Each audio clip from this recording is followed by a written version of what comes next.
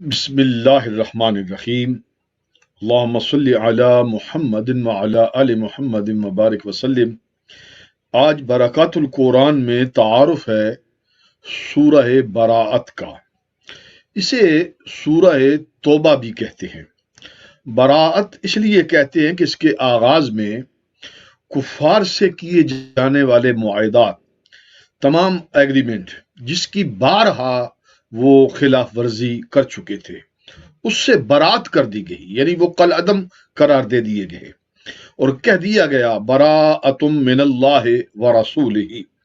اسے سورہ توبہ اس لیے بھی کہتے ہیں کہ اس کے آخر میں ان 3 صحابہ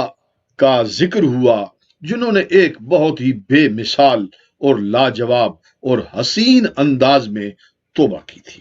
جو غزوہ تبوک میں حاضر نہ ہو سکے تھے۔ اس کے دیگر اسما بھی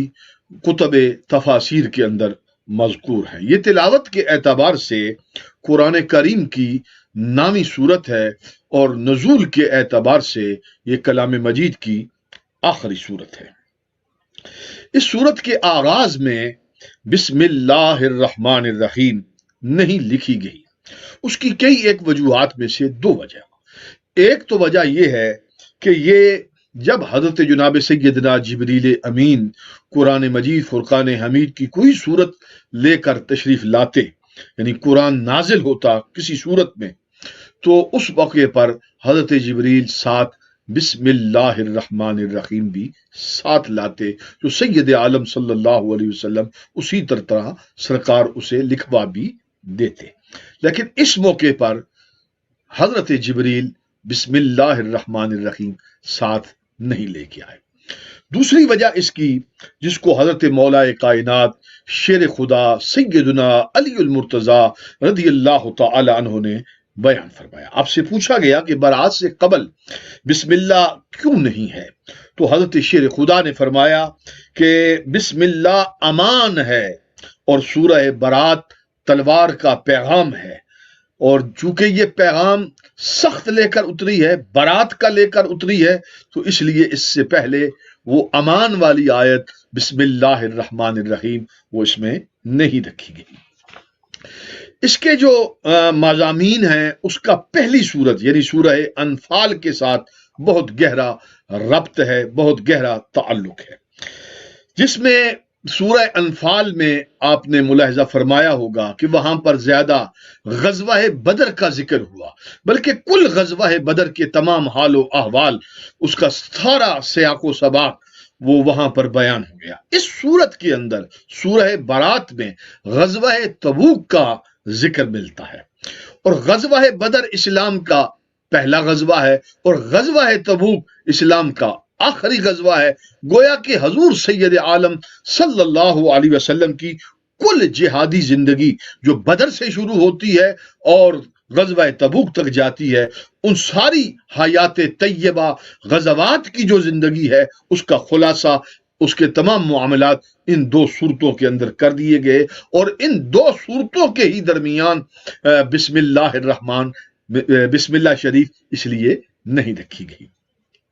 پھر آپ دیکھیں گے کہ سورہ انفال میں اللہ اور اس کے رسول کی اطاعت پر بھی زور دیا گیا، اور سورہ توبہ میں صحابہ کبار رضوان اللہ تعالی مجمعین کی عمل کی ایک صورت بیان کی گئی، ان کی مثال رکھی گئی کہ کس طرح صحابہ رجوع اللہ میں اور اللہ کی بارگاہ کا تقرب حاصل کرنے کے لیے وہ کس طرح حریص تھے، اور حضور علیہ الصلوۃ والسلام کی اطاعت کرنے میں اور اتباع کرنے میں، آپ کی فرما برداری کرنے میں صحابہ کبار رضوان اللہ تعالی مجمعین کس طرح جلدی کرتے تھے۔ یہ مسائل کے ساتھ ساتھ اس کا جو اصل صورت کا جو مین فوکس کیا گیا ہے وہ ایک پیغام ہے، جو حضرت سیدنا علی المرتضی شیر خدا رضی اللہ تعالیٰ عنہ لے کر اس موقع پر جب قافلہ حجاج کرام کا شہر مدینہ سے نکل چکا تھا، جس کی قیادت حضرت سیدنا صدیق اکبر رضی اللہ تعالی عنہ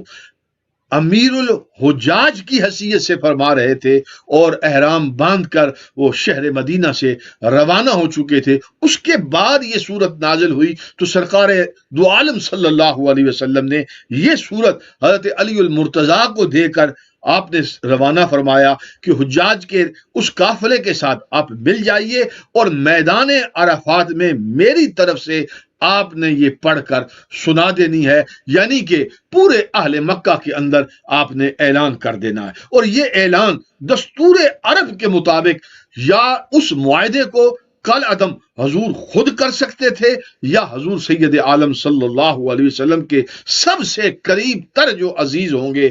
وہ کر سکتے تھے۔ تو اس لیے حضور علیہ السلام نے حضرت علی المرتضیٰ شیر خدا رضی اللہ تعالیٰ عنہ کو یہ صورت